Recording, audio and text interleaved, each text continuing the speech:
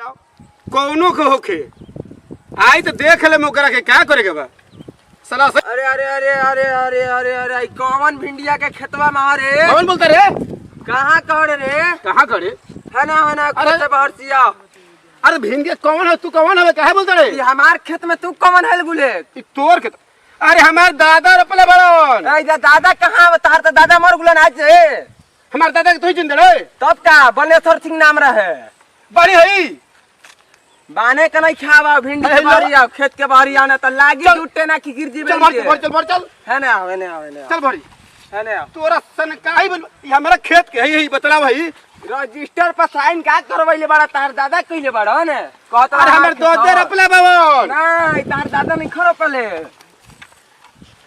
अरे भाई काय गो तुरले बाड़े रे?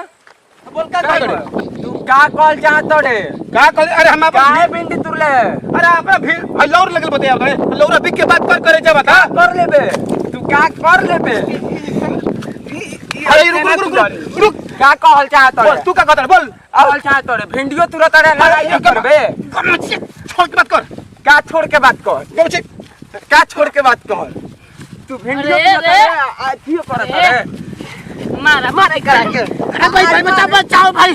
अरे मारे करा के बचाओ। तू के हड़ो हटा भाई बचा तुरंत हमारा खेत में चाह हमरो पे बतिया बता आज का कहल चाहत रे? और तुरबे बे अरे हमार खेत के आगे तोहनी काहे लड़ दड़त? ए भाई तार खेत हो तब का? अरे भाई को दे हमार खेत। चलो भिंडी तोड़े बड़तन हमार। तू क्या कर को दे हमार खेत। अरे रे अरे मर गई अरे हाय हमार भिंडी। ए भाई तार भिंडी हो तब का? भाई तो हमार हो। अरे ना चाचा जाना तोरा का भइल हो? भाग भाई भाग बड़ियार लंगा बड़तन हमारा भिंडी खती साला दोनों लड़ल बड़तन।